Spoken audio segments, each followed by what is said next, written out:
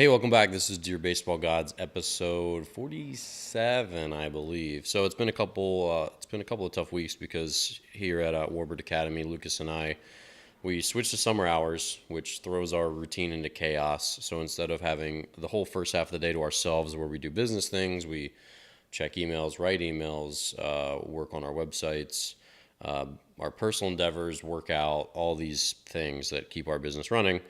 It got thrown for a loop because now we're in the gym at 9:30 a.m. with hitting and pitching groups for our Senators teams and then strength training thereafter. So we have a 3-hour break in the middle of the day, but we also then come back for an afternoon session, or sorry, early evening session. And it's just been tough to sort of hammer out some of the stuff. So we've been both struggling to get some of the things digitally done that we typically have not enough time, but somewhat kind of enough time to do. So some of our endeavors, including our podcasts and videos that we've been planning to actually revamp and really improve and put out more content, we've actually been putting out less. So it's just been tough, but we're starting to get our footing beneath us again, and hopefully be a little more consistent as we go, because we don't like missing weeks. I don't like missing weeks, but sometimes it just happens. So this on this episode, I'm going to cover a bunch of different topics, just like before, but prevalent themes in my current situation coaching. There have been pitch counts, there's been strike throwing, and there's also been hitting technique stuff that we've been really focusing on recently. So I want to cover a couple of those today, and we'll tackle some of these common questions that I've gotten from parents via email and YouTube channel and some other avenues. Okay, so let's cover strike throwing. And I've been asked this a bunch of different times this year. Why do some pitchers have better command than others? And I feel like I've addressed in a bunch of different podcasts, but it's just still, there's just still like more. Because I've been struggling with this recently with my team, because as a pitching guy who's a head coach, my team walks like a million hitters. We actually walk, I think it's like 8 or 9 batters per 7 innings, which is the typical game. And that's just like awful. Like I told our guys, in like the scale of what's good, below average, what's acceptable, like that many walks isn't even like, it's not even on the scale. Like it's just like way out of the realm of normal and good and like being capable of playing baseball. So the question that I've been facing is like, what more can we do? What's the variable that's missing? And so I've been thinking a lot about it, and I've been thinking, how do I throw strikes, and how did I throw strikes in my career? How did I get better at throwing strikes as I got older? Because I got better at it as I got older. And then it kind of like dawned on me in practice the other day, because we're doing like a simulated game with situational stuff, because we need to work on that as well. And what I did is, all our fielders went out into the field, and then a couple hitters hit, because we had 12, 13 guys at practice. So we had a couple guys hit, and I was just laying them in there so guys could just take their hacks, hit the balls into the gaps. We had runners on base, so we'd be able to run, go through cutoffs. Got hitters could, we could read balls, because we haven't done a great job going first to third, reading balls, like knowing off the bat if it's a hitter, it's not, all that sort of stuff. So it gave us ample reps to go through all that live game kind of stuff while I could still be brief and just, they weren't going through full of bats. I just laying them in there, boom, hit it, let's judge it and go through it. So as I did this, I got bored, and I decided to throw a couple submarine here and there. And there's a couple things I think people forget. So number one, when you're a college pitcher, and sometimes a varsity pitcher, but more so in college, they'll convert guys to submarine, right? So guys that threw standard conventional their whole life, suddenly they're not good enough to pitch. I had a teammate like this in pro ball. He went to Virginia, and he was an 87, 89 right-hander, I think, maybe left-hander, I don't know. But he went there, and they're like, hey, we've got like 12 of you. Like, you can either transfer or not play, or we could use a submarine guy in the pen. So he became a submarine guy, and he was very successful, got drafted as a submarine pitcher, and then ended up in independent ball with me. But the question is like, okay, how did he do that? How did he become a successful strike throwing pitcher, learn a couple new pitches, because it's not the same when you're suddenly thrown down there? How do people do that and then they throw strikes? Like when we have kids that have been pitching the same motion their whole career for 4, 5, 6 years of playing baseball, and they can't even throw strikes with the one motion they've done their whole life. How does a kid take up a whole new motion, a whole new arm slot, a whole new repertoire, and then just like be okay and just be a submariner now. And so as I was chucking balls in there, I throw my first one and I got as low as I could possibly go. And obviously it's like come behind a right-handed hitter and I throw it low. And then I'm like, okay, I'm gonna throw this next one in the strike zone. And so I did. And so I started thinking, and obviously I know how to make adjustments, and it's actually been fun throwing BP to my team because I get it back out there and I throw balls and then I throw strikes. And I don't like throwing balls, so I throw it where I want it. And I make these little adjustments. And I've been thinking about how it is that I do that when I do that stuff, because as I got older, I got very in tune with my body, and teammates kind of helped me along in pregame and said, like, this is what you're looking for when you're throwing your curveball in pregame at 60 miles per hour. Like, you're trying to feel this, or this is what I'm trying to feel. And I learned a lot from a lot of guys who played at higher levels than I did. And you learn that basically whenever a pitch leaves your fingertips, whether it's a pitch or a throw, whether it's 45 miles per hour or 84 miles an hour or 96 miles per hour, when it leaves your hand, if it's a fastball, you just have like this feeling where you like catch it right, where mechanically everything's in tune, and it's almost like this snapshot kind of moment. So it releases and it's like click, and you then sort of assess, like, was that right? Was that like the way I wanted to release it? Was it perfect or was it not perfect? And any subtle difference where it's like, no, that wasn't the way I wanted it to go. It wasn't that like snapshot, that archetype, that perfect whatever. You like go, okay, well, where was it off? And then you adjust it. So imagine, like, I can't remember where you would do this, but it's kind of like a video game thing or something. But, like you have like two photos, or maybe it's like, you could play like a game where you're like in a plane and you're like shooting people down, and there's like a crosshair. So if you like lock on the other guy, so your crosshair is moving, you try to like get it so they match up, and then they lock, and then boom, and then he's done, whatever.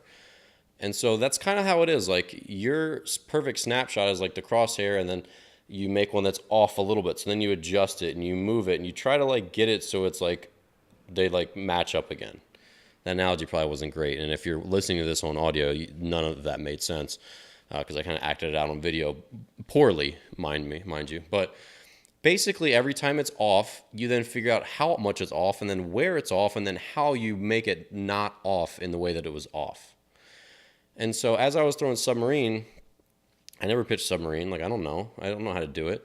But I still knew, even before that first one, like I knew my arm was going to be low. I knew my arm was going to be way off to the side. So I knew I had to throw it a certain amount behind my body. And so I just guessed, right? Like you watch Major League infielders, or just any good infielders in general, like they're constantly on the run. They're constantly throwing the ball behind the direction they're running. Like, it's crazy how they do this. And major leaguers hit their target at first base like 99% of the time. Like, they're on the run, they throw behind their body. They just like choose a certain amount to throw behind them, and it makes it there. It's crazy. Like, think about how they do that. And obviously it's repetition, but it's not just repetition. It's like them doing this really quick physics. And so as I was throwing submarine, the first one was down. Like, it went up and it like has that top spin sort of, and it like tumbled down to the zone.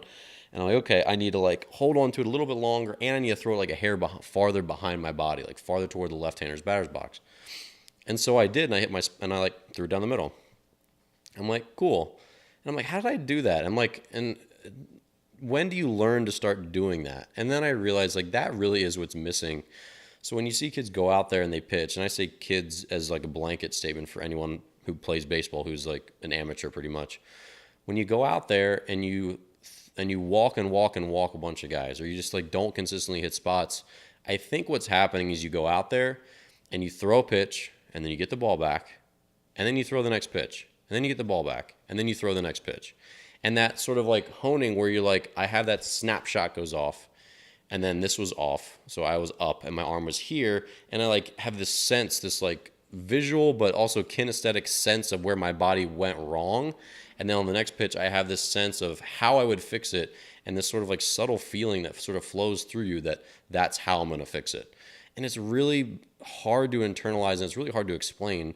But every time I throw a pitch, whether it's BP to my team or live BP to my team or submarine to my team, and even now that I'm retired, I'm still playing this game where every pitch, when it doesn't go where I want it to go, that snapshot of that bad pitch gets then, okay, I have to like get my front shoulder up a little more. I have to hold on to the ball a little more. I have to like release it a little bit higher. And as you get tired, that game gets even harder to play because your body doesn't want to do what you then ask it to do. So it's not like it's just like, okay, I missed down, I gotta like keep my chest up, I gotta like get it up a little more. Your body doesn't cooperate as much. So then you're trying to figure out how much you have to then be off, like you have to overcome, or how much you have to overcompensate to deal with the fatigue, because you know that, okay, the ball is going up, up, up. I'm gonna try to get it down by doing this, feeling that, and like that it goes through my body, my head. But I know that since I'm tired, it's not going to be as much. So I have to compensate a little bit more than I normally would to try to get it down the zone. And it's this constant battle and this constant state of feedback, and this constant like snapshot, and then comparing the good snapshot with the bad snapshot, and then this feeling that like washes over you of like how I then do that next. That's like what pitching is. That's like what throwing strikes is. And it can't really be taught. It comes from like a really deep focus and this like kinesthetic understanding. And the word kinesthetic is stupid, but it's just meaning like having control of your body. I hate using big words like that because they're just annoying. But good athletes have this. They have this internalization. They are good kinesthetic learners. They learn by using their body.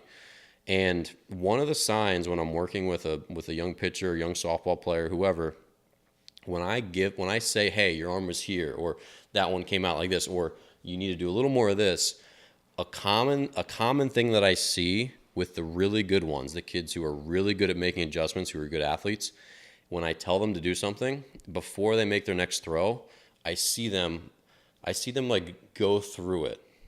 Before they don't just get the ball back, they don't just go walk back and put their hands together and ready to make the next throw. As they're walking back and before they come set, they're thinking. And then I see them, they act out a little bit. They go, if they're a hitter, they like go, okay, it was this. If you're a parent, if you're a coach, watch closely for this. When they take a bad swing, when they start to make these little adjustments, that's them doing what I'm trying to describe and maybe doing a poor job of it.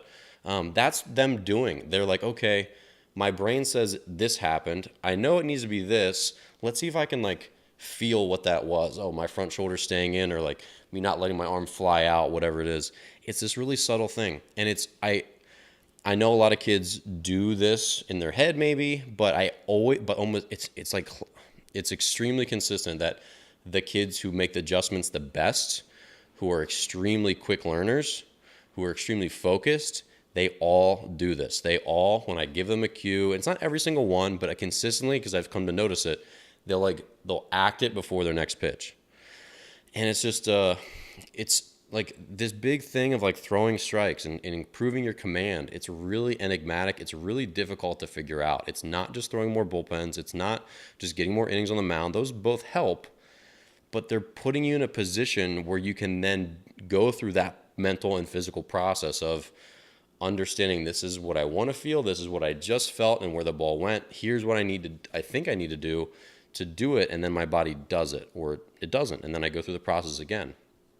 And it's just like this, you could kind of boil it down and say that it's focus, but it's not just focus. It's just this really complex feedback system between your body, what you've done before, and how aware you are of your body and the way it interacts with your own mechanics and your level of fatigue and what you're trying to accomplish. And it's just really bizarre. But you look at golfers. Golfing is crazy. How can they hit the ball that straight? And when they don't, make adjustments. Like, how do we throw a ball? Like when you play long toss, or you see your partner in the outfield and you just chuck it 190 feet and you hit him in the chest. How do you possibly do that? How do you then come in and you chuck it 90 feet and hit him in the chest? Then they go out in 240 feet and you hit him in the chest still. We have this crazy like awareness of like how much juice to put on something to get it to go where it needs to go. And so as I finish my rant, this is probably the last thing I'll say in recent days. I mean, it's June 2018, but just on pitching command, because it's so difficult to figure out why one kid throws strikes and why one doesn't. I told this to my team after we had another horrendous outing, and we did much better after our talk. I'm like, look, we're more athletic. You guys are better trained. You guys have better mechanics. You guys look like high-level pitchers on the mound, but we're playing a lot of teams who don't have that same training, who don't look like pitchers. They look like they're just not as athletic as you guys. And they're out there with sloppy pitching mechanics, right? And you can see it. You can see kids who are very well trained, who are not as well trained. And you can see kids who are very athletic and who are not athletic. But there isn't a correlation between strike throwing and athleticism or mechanics, or it just isn't. We've faced tons and tons of pitchers this year who are not very athletic, who do not have good pitching mechanics. And they throw more strikes than our kids who are both more athletic and have better pitching mechanics. And you say, how is that possible? Well, A, it's because we're not robots, and the feedback system that we use, the one I've just tried to poorly describe, of like I threw a pitch and now it wasn't where I wanted, so now I'm going to get it in that zone. That is the key. Whether you have horrible mechanics, whether you throw submarine or right over the top or whatever, 50 miles per hour or 95 miles per hour, you have to make adjustments and to go through this feedback system to throw strikes consistently. And there just like isn't a correlation between how good your mechanics are. And that's really frustrating as a pitching coach, because you know that good mechanics do set the tone and they do set the foundation to throw more strikes and to throw harder. So even though these kids might throw more strikes with poor pitching mechanics, they're definitely not ever going to have the ceiling of velocity and off-speed stuff. Like they won't be able to do that stuff. But they can throw strikes because they're just interacting with their body. It doesn't matter how crappy the gun that you're using is. If you're a good marksman, you can still shoot accurately with it, right? You take one of these legendary like Army snipers and you give them any gun, and they're going to be more accurate with it than some other guy, even a guy with the world's greatest, most accurate gun. It's always not user error, but it's just user competence first, right? So these kids are still masters of their own mechanics, even if they're not great mechanics. And so it just comes back to when we're looking and we're trying to assess like what's going wrong. It's up here, and it's that feedback system. And it's how in tune with your body and how much you're paying attention to what's going on when you throw a pitch and don't hit your spot.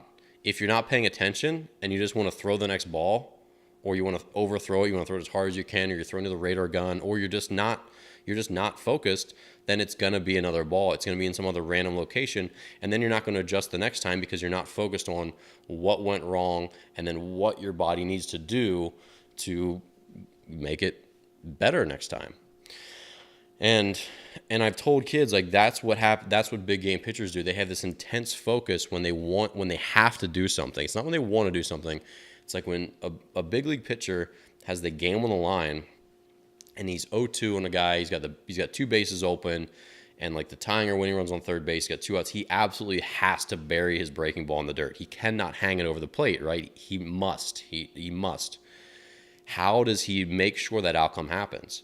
It's this just intense focus, him summoning, okay, I know in my brain this is how it feels. This is what my body has to do to get my hand to the right position to spin this baseball so that this curveball breaks and bounces on the plate instead of staying up in the zone. And they just summon like their absolute most focus on doing that thing because they can feel it. I can in my head visualize a curveball going to any location in the zone right now because I've done it so many times, and I can like feel how it feels to like throw that pitch there. And you like summon that, and then you just focus so hard on it, like that must happen, like I'm gonna do it. And it's almost like there's a mold. So it's like right here, that's what that snapshot I was talking about. Like there's this mold, and I have to get my body into that mold. And if I get into that mold, it'll go. Just like there was that show where they had like a cutout of a person. It was like, say it'd be like a starfish, or it'd be like this, or it'd be like that. And there was like wall was coming towards this person on this game show. And they had to like get in this position so the wall would like pass through. They would go through the cutout. And if they didn't get it quite right, the wall would hit them, obviously, and it would like shove them into the water and they lose. And that's kind of what it's like. It's like, I know that my body's going to be here. Like I know it is. So I have to get it into that mold to make this pitch happen the way I need it to happen. So I think I'm out. I think I'm out. I got that. I think as thoroughly as I could possibly explain it.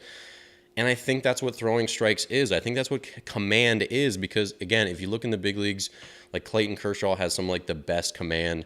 This recent first round draft pick, Casey Mize out of Auburn, had like a 14-1 strikeout to walk ratio.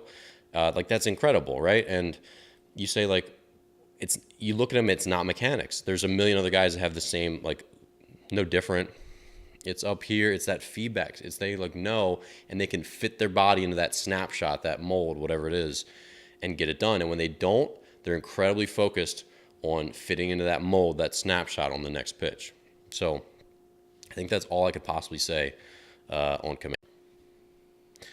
All right, so what I want to talk about now is pitch counts, because it still just gets butchered over and over and over if you go out and watch youth baseball games at a local tournament or whatever. And despite there being lots of resources out there, despite I kind of felt like, oh, this is kind of like old news, kind of like a no-brainer, like it's not that hard to figure out. Apparently it is.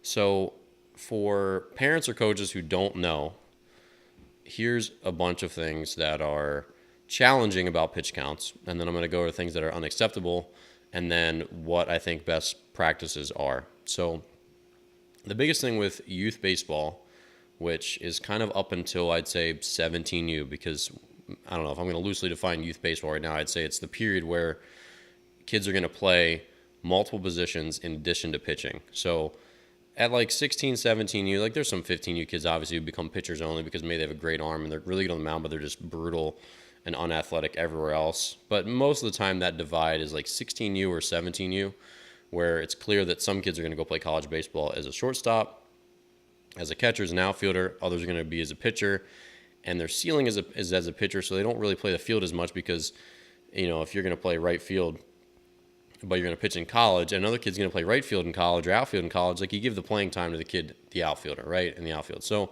that's where that divide hits. So up until then, it's a whole lot more challenging to manage pitch counts because kids are not just pitching, they're pitching and then they're going back in the field, or they're playing the next game or whatever. So there's just way more throwing that they do in addition to the throwing that they pitch with. So trying to manage fatigue and workload is really challenging because of that, and because a lot of times you just don't have other options as a coach. You have to send a kid back out to play the outfield, to play the infield when they're done pitching, or you just have to have them out there next game. In a perfect world, you don't have back-to-back doubleheaders.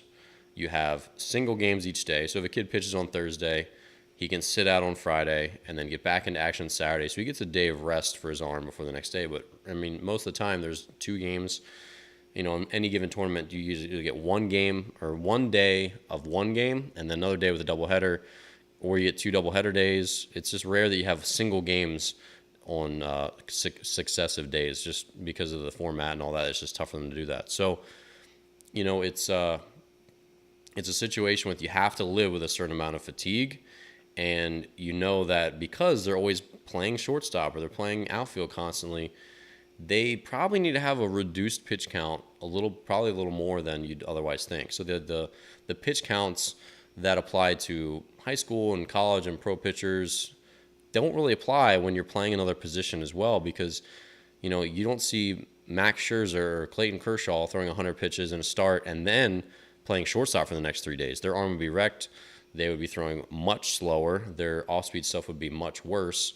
And their command would be much worse, because fatigue is the enemy for both injuries and it's the enemy for performance. So when you're fatigued, check out my other podcast, YouTube episode, where I talk about fatigue and what it does to you. But basically, it destroys your command because you don't have the dexterity, the fine motor skills that you used to. And it also just, it makes your fastball slower. It reduces your spin rate.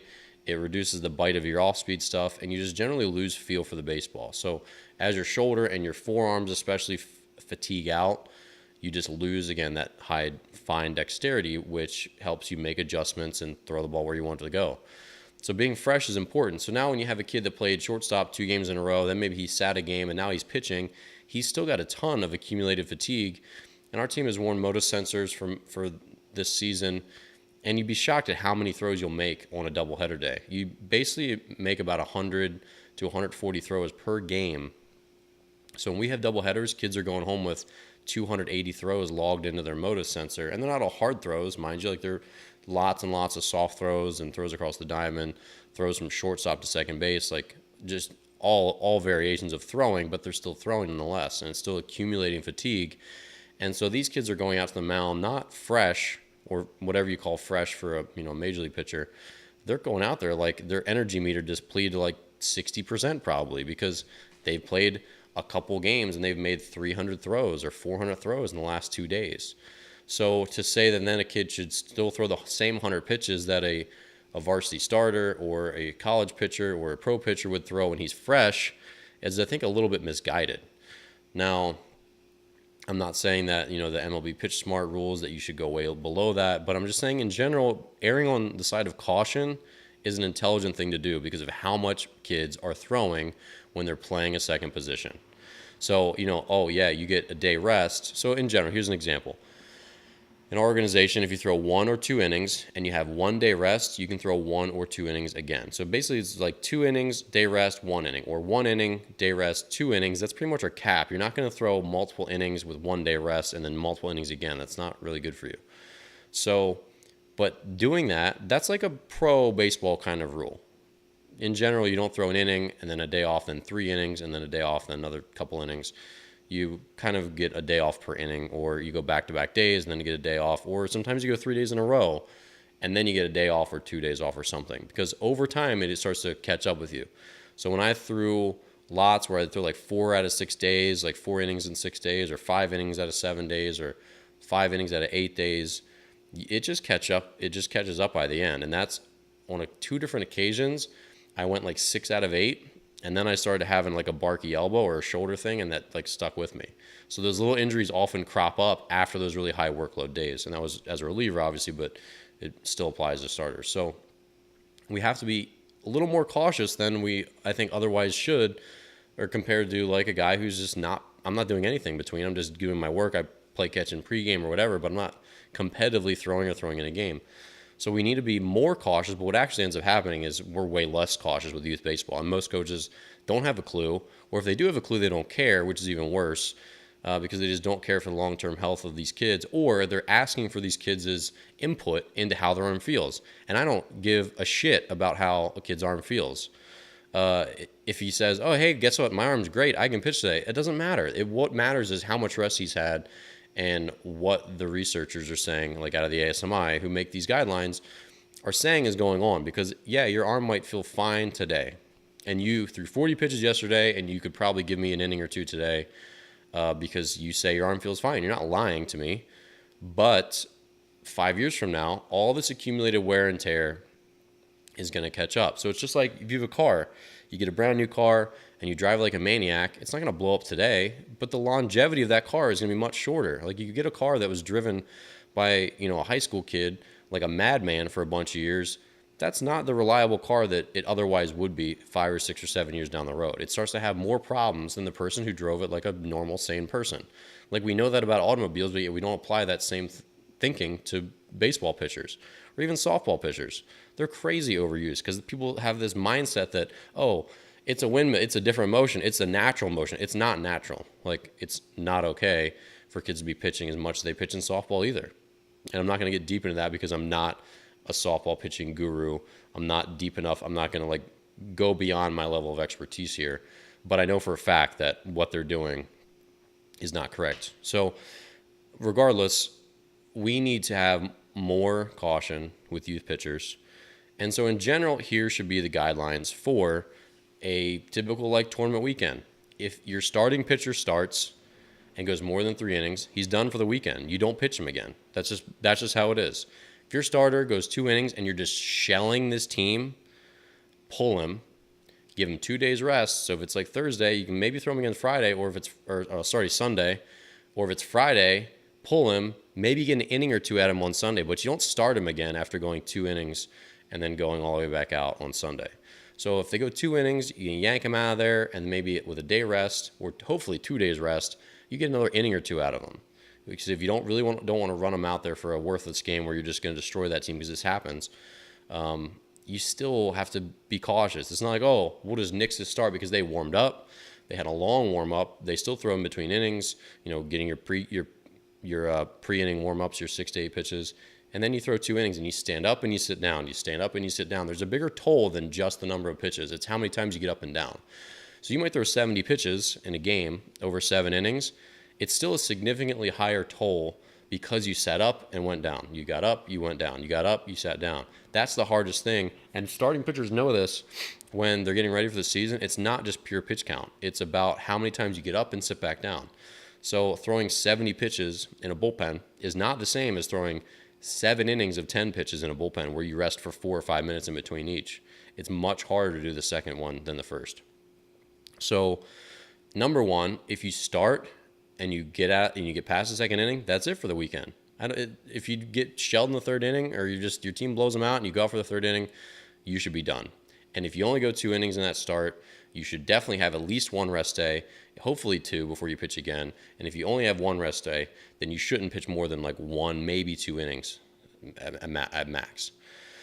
So number 1 rule is if you start, that's all you're going to pitch this weekend, and that's fine. You're not going to start on Friday and then pitch in relief on Sunday. You're not going to go 5 innings and then pitch 2 more on Sunday. You're not going to pitch 2 innings and then start on Sunday either. So the converse is also true. You see this all the time, and it's not okay. It's just not okay. So if your son's doing this, talk to his coach. And look, if you have to have a hard conversation, do it.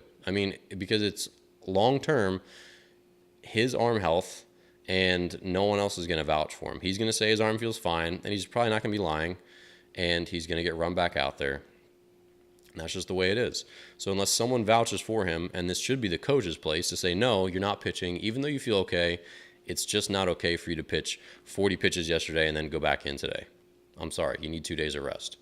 So we're pretty firm about that. Sometimes you get backed into a corner, and you might have to use a kid who threw 2 innings yesterday for another 2 innings today because the tournament demands it and you're 100% out of pitching. That occasionally happens. It's not ideal, but we just hope it's not at the end of the world with that kind of stuff. But like bringing back a starter who threw yesterday to throw today, it's just not the way to go. Beyond that, you want to try to get pitchers rest before they're going to pitch. You don't want to have them out there, and I've done this. It happened last week. I had one of my infielders out there. I intended to pull him in the 3rd or 4th inning so he'd rest and get more than just a breather between games and start, but I didn't. I let him out there till the 5th or 6th, and I regretted doing that. You try to get them time on the bench so they pitch as fresh as they can possibly pitch, and then hopefully give them some rest after the game before they go back out there and play shortstop again or play third base again, because it's just a lot of throws. So you try to do your best about that, about not running them ragged right up until they're then going to pitch the next game. So if you can, try to organize it so your starting pitcher for whatever game it is not playing a significant throwing role in the previous game. So if you have to EH him or use him as the DH, whatever, or sit him, just do it. And this is the other thing. You cannot have a team with a roster of 10 or 11 players. Unless they absolutely all can pitch well, you can't do that. And you certainly can't pitch only 6 or 7 or 5 or kids from your team, because that happens too. There are teams everywhere who they only pitch 6 kids. You can't have a 6-man pitching staff. You have to have at least 10 guys to pitch through a 4-game weekend. That's just how it has to be. Sure, you could have 4 complete games. That happens sometimes. One of our teams last weekend had 3 complete games in their weekend. 75 pitches, 72 pitches, and like a 90-pitch game. That happens, and that's amazing. That's great, but that's extremely rare, because usually someone's going to get blown up. You're going to blow another team up, and you're going to have a starter go 5 good innings. First reliever comes in, can't get the job done. You got to burn another reliever. You just end up burning through arms. And if you're doing things right, if you have a kid on Saturday who threw 2 innings in relief, he's not really going to be available for more than maybe an inning on Sunday. And hopefully you have to use him on Sunday. So if you're using your relievers improperly and you're overusing them, sure, a 6-man pitching staff works. If you're not overusing your kids, then a 6-man pitching staff absolutely cannot possibly work. So you need to look closely at the complexion of your team. If your team has 10 or 11 kids on it, or 9 kids, there are teams that do have 9 or 10 kids, just be prepared that if your kid's a pitcher on that team, he's going to get overused. I mean, just plain and simple. And again, there could be some exceptions where every kid pitches and is competent. So I know there's going to be some exceptions, but most of the time, those teams overuse their pitchers a lot. And the other thing, which I'm going to address now, is catchers. You cannot pitch and catch your kids on the same day. And really, if a kid is a significant catcher, they throw so darn much as catchers, they should not pitch any significant amount. So we have a pretty much full-time catcher on one team. He doesn't pitch for us, for my team. 15U, we have another pretty much full-time catcher for that team. He pitches in relief, maybe 2 innings a weekend. He's not a starter. And if I do have a starter, like last weekend, we did a triple header, and one of our starting pitchers was a catcher. So he caught 2 days prior, I think.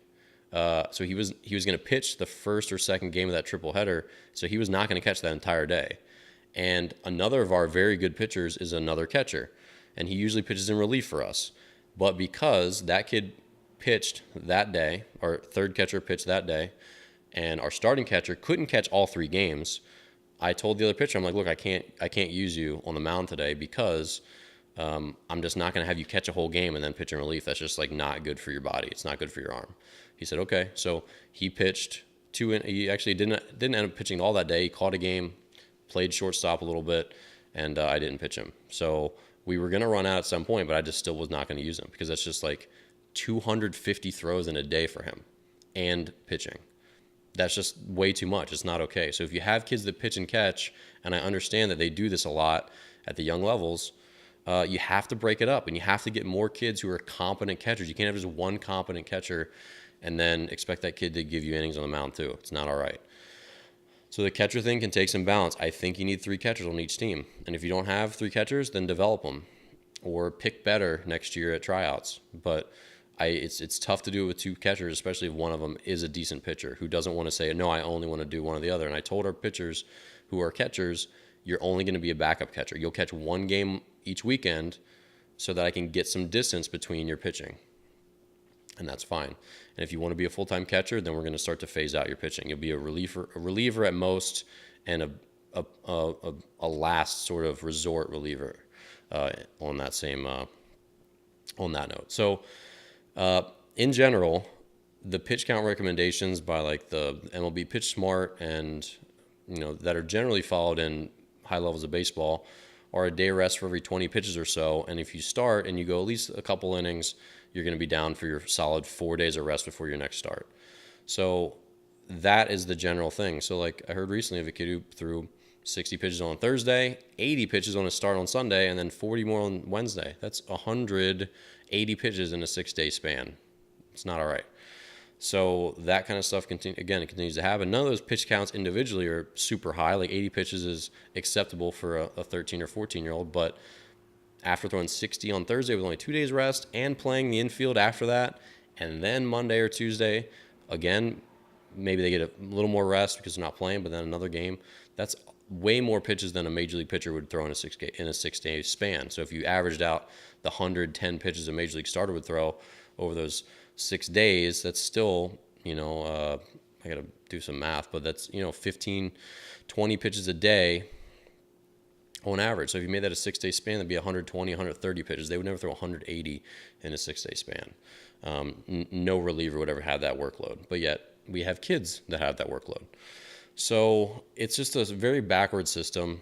You want to try to give them as much time as they can. You have to basically break up your staff into starting pitchers and relief pitchers and try to keep them in those roles as much as you can so that the kids that play the field who are more like full-time infielders can be just relievers.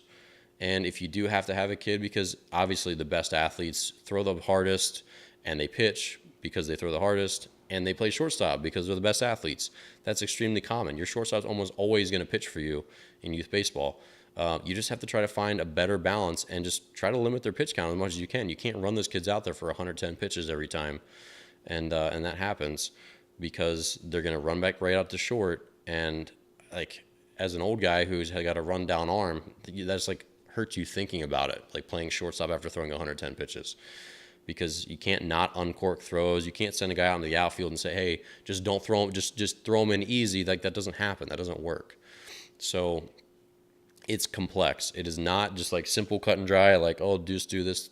It gets complex. Trying to balance your games out, trying to plan out 4 or 5 games in a weekend to say, okay, he's going to start here. He plays these positions. So, and then here are my catchers. My catcher's going to pitch this day. It gets tough to make all the pieces fit, but you just have to plan it out a little bit better before the weekend starts and try to say, okay, this is my game plan. I'm going to try to stick to it as much as I can so that we're not just running everyone ragged. But pitch counts, they're still probably the easiest tool to use. Obviously, there's the Modus sleeve, which can work well depending on your population and who's using it. But pitch counts are still the biggest thing to just saying, hey, this is the workload. We're going to stay beneath this. If you're this type of pitcher or this type of pitcher or this age of pitcher, and that's just the way you have to go. So it's like I said, it's not a simple thing, but it requires planning, and it also requires parents and players to know when they're being overused. So look at your pitch counts throughout the week, go to the MLB Pitch Smart website, look at their guidelines, and then think about how you've been used, and you'll have a good idea of whether your coach is overusing you or not. And if he is, there needs to be a conversation had, because there are probably thousands and thousands of coaches out there who are doing this right now. We see them every week at other tournaments. Oh, that same kid's pitching again against us. Cool. He started on Thursday. He's starting against us on Sunday. Cool, guys. That happens consistently. Happened last year. A kid started a game on Thursday, started against us on Sunday. Through 6 innings both days. That's not all right. I mean, that kid was good. He beat us on Sunday. He's not going to beat anyone in 5 years because his arm is going to be destroyed. So it's a tough thing. Hopefully this has given you some of the sense that you need and some of the general rules. And I'm going to put these in a blog post as well. So those will kind of be like a companion piece in there. But it's not simple, but we need to do better to try to figure all this stuff out. Pitch counts, they're still the number one tool for youth baseball coaches. All right, well, that's it for this episode of Dear Baseball Gods. Obviously, I lied about hitting stuff. I ran a little bit long on the two pitching segments that I really wanted to cover, so we'll cover hitting stuff at another time. But just want to remind you, subscribe to my YouTube channel. Find me on Snapchat, Coach Dan Blewett, Instagram, Facebook, all that good stuff. And then obviously all my online pitching courses are now live. So Pitching Isn't Complicated, the course, and Ace of the Staff. So if you haven't checked those out, they're a big collection of all my best drills, tutorials, all this stuff put in a step-by-step where it's going to teach you how to analyze, correct your mechanics in Pitching Isn't Complicated, so you can throw harder, throw more strikes. And then obviously in Ace of the Staff, it's the big mental game package where it's going to teach you how to pitch the situation, how to improve your command, how to improve your routine, how to pitch out of jams, all this sort of stuff. All like the really high-level things that I learned throughout my pro career. So if you're out there and you're struggling and you need a solution, I think those are really great. I'm excited. I'm proud to have those out there on the web. So, all right, we'll catch you here next week on Dear Baseball Gods.